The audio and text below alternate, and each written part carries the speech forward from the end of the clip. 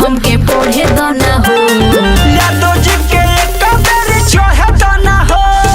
यादव जी के एक बेरी चढ़े दना हो। हवा बाटे कम दम धरे दना हो। हवा बाटे कम दम धरे दना हो। यादव जी के एक बेरी चढ़े दना हो। यादव जी के एक बेरी चढ़े दना हो। यादव जी के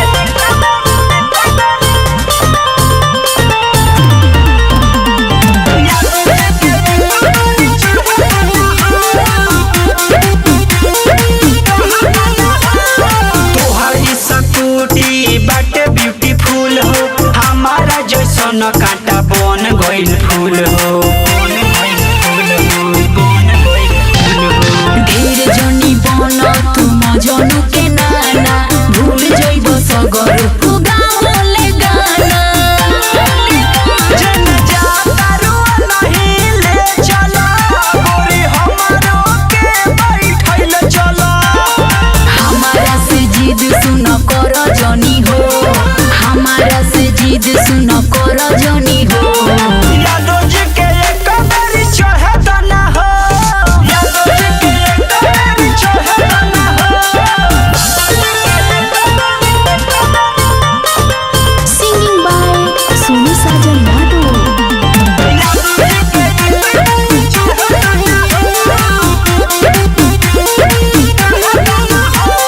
जहिया से लेके तू आवेलू कोचिंग। तहिया से यो हम बैठे के सोची।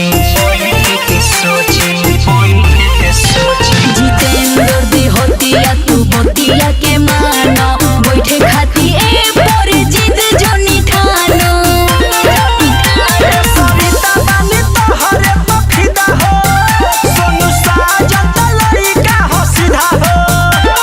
सीधा सीधा घरे हमके जाए दना हो।